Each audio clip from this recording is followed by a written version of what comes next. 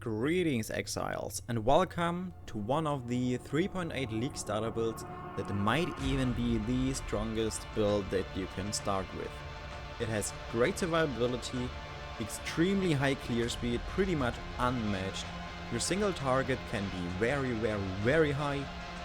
The skill requirement is not that big, but your leveling speed, you are going to zoom through the X like never before.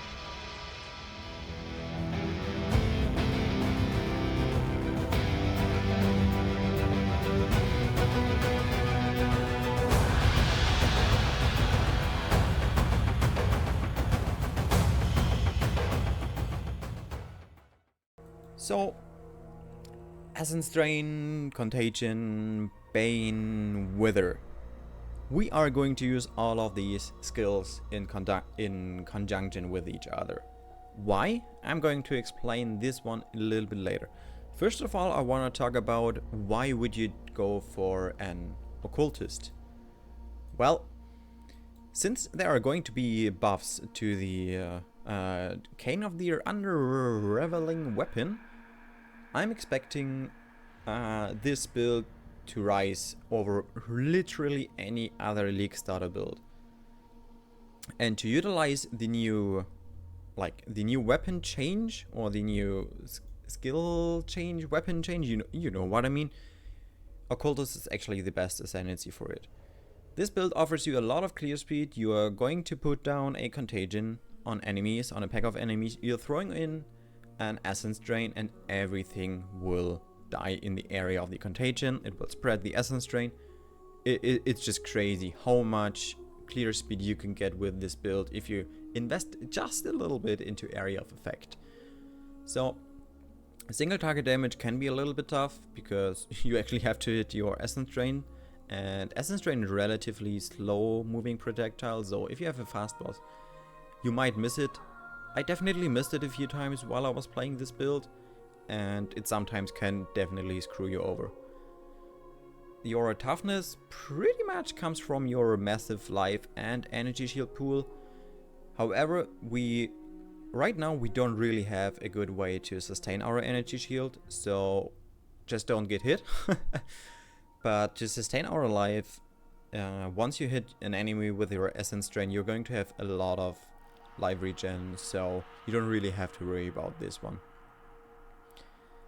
Since this death is going to get buffed, I'm thinking that the upgradability of this build is not as high as before, because it might even be better than a rare self-crafted stuff, but we have to see how much of an impact the new changes will actually have.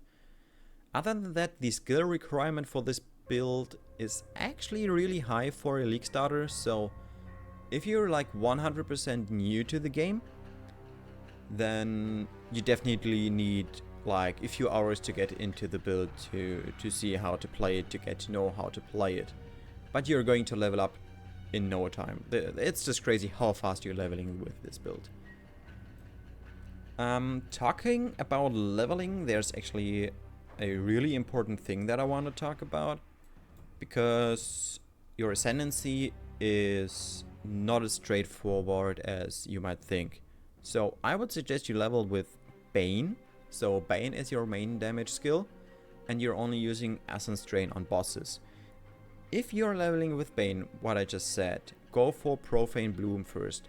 This will increase your clear speed by a lot, and feels just really good to have these explosions early on.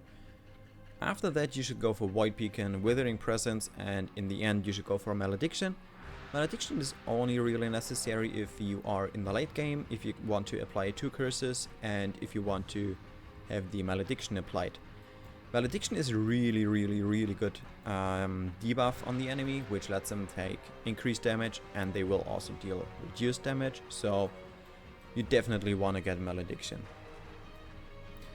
Other than that, tree is pretty much straightforward. Go for Chaos Damage over Time Multiplier first. These are your best damage nodes. Then you go for Area of Effect and Life. And then in the end you can go for stuff like some flat spell damage and more life, energy shield. So yeah, do not go for your dual sockets early on, because having good duals in the early game is really tough in this build. Because the only really good damage roll you want is non-aim and chaos damage over time. And that's a rare roll, so you want that one paired with life. Could be quite expensive early on, so make sure to pick up all your passive nodes first and then go for your dual sockets. Other than that, we've been talking a lot about the staff already, the Cane of Unraveling. So what they are going to change is the line that says +2 to level of socketed chaos gems. They want to make it a like global stat, so all of the chaos gems will have +2 levels. This means not only our essence drain, which is in our weapon right now, will get +2. You also get +2 to your Bane. You also get +2 to your Despair Curse. You also get +2 to your Contagion. You also get +2 to your Wither. Well, Wither doesn't really matter what level it is, but you will definitely have a big damage increase when you're using Bane with the Despair. Other than that, go for a Carcass check. Carcass check gives you great survivability with life resistances and a lot of EV and energy shield. But the most important thing here is area of effect. We don't care about the area damage, we only care about the area of effect. Because the area damage doesn't really apply to our essence drain. It only applies to the hit of the essence drain. But we are not dealing damage with our hit, we are dealing damage with our damage over time. So focus on area of effect, and then the defensive stats you do not have to care about the area damage. Area damage is only important for our Bane, for example. Yes, so we are currently using 2 6-links here. If you do not have the currency, which you probably do not have early on in the league, go for 2 5-links. I tried the build with 2 5-links and it doesn't really feel different. If you're going for Uber Alta fight, you can feel a little bit of the damage, but not really. So 2 6-links is pretty much only end game. Go for 2 5-links early on. That's going to be way more damage than you need. And we are going to use a relatively special interaction right here. We are going to use Wither Totems. What Wither does is, let's have a look. Debuff on enemies. Withered debuff, which increases the chaos damage they take and can stack up to 15 times. This actually means if we have 15 stacks of this, 15 times 6 is 90. So when all of our Wither Totems are down, this is especially useful against bosses. When all of them are down and you have full Withered stacks on your enemy, you're nearly going to deal like 60 to 70% more damage. That's a huge buff in single target. This is why we are going to use Wither Totem. And yeah, our damage without the Wither debuff is, let me calculate it, because you are going to apply Essence Drain and Bane on single targets.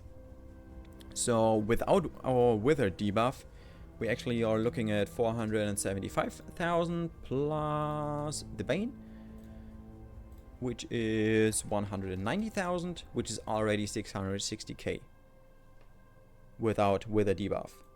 And you apply it once, and then it's going to stay on the enemy for like 6 to 7 seconds. Because of the temp chains, the dots will stay longer on the enemy. So yeah, you apply these buffs, and then you can just walk around or take a nap or, I don't know, take a sip of your tea or coffee or whatever, and then you have to reapply these buffs if the enemy is not dead by that point. If, however, we are going for a really big boss fight and we're going to apply all these decks of Wither we can, we are looking at... So we had 665 and now we have 777 plus, where's my Bane? There's the Bane. Whoops. Plus 312. So we are looking at roughly 1.1 million Shaper DPS right here. And as I said, you can kind of like... the only thing you have to watch out for is dodging. While you apply these debuffs once, and then you have time to dodge. And then after like 5-6 seconds, you apply these debuffs again if the enemy is still alive. There's actually no real enemy that's going to stay alive for that long, but yeah, at least not in solo play. So yeah, with these withered stacks, we went up from 660k to 1.1 million, which is like 60 to 70% more damage. Super strong, using wither totems. You have a lot of cast speed, so placing these totems should feel good. Other than that, you can literally go for any flask you want. I like to go for evasion and phasing.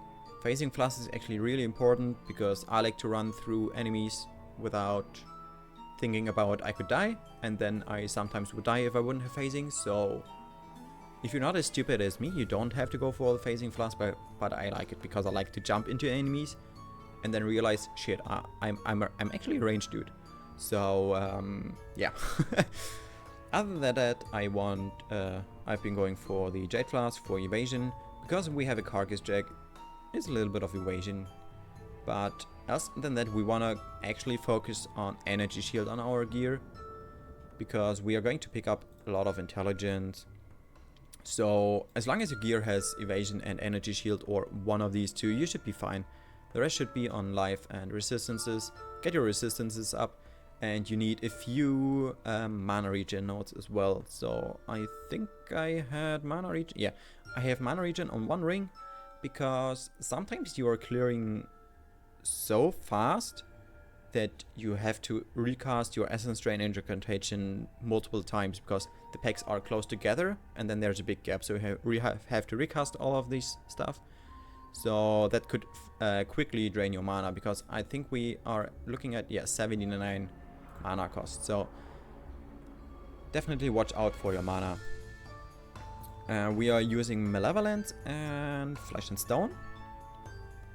So Flesh and Stone is a huge toughness debuff for toughness buff for you, because you take either reduced damage from enemies that are far away and nearby enemies will be blinded, which means they have 50% less chance to hit you.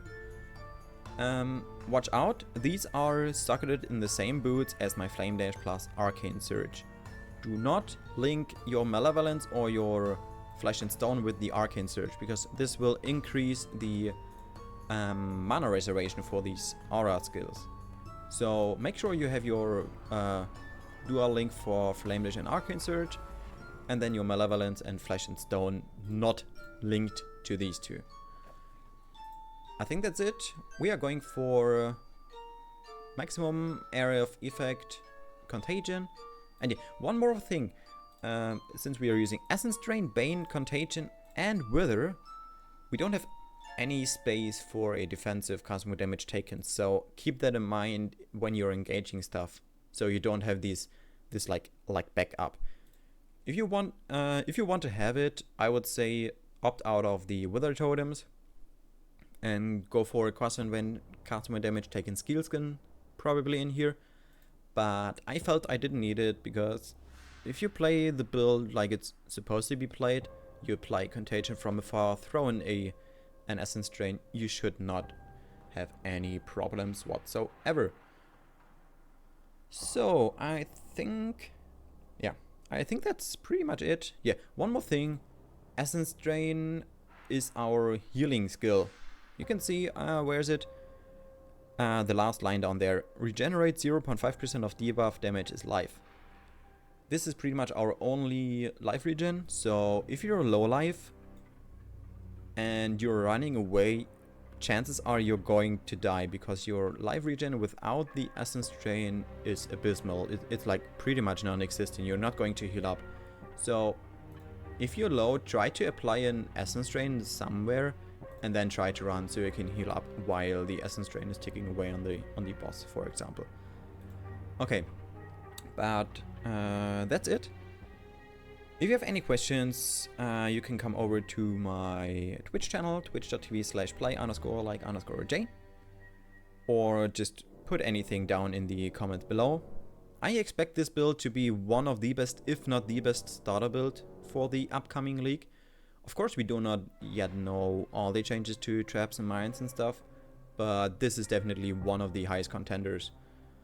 So, if you want to check out my other build guides, I have uploaded a total of 7 build guides for league starters. I played more than 15 overall to test pretty much everything. So, if you think this is maybe a little bit too much, you will definitely find a build that suits you and is just maybe a little bit worse than this one, but definitely not bad. I'm going to link everything down in the description below, as well as the PoE. Thank you very much for learning with me. Thank you very much for watching. I am Jay. I am out. Have a good time.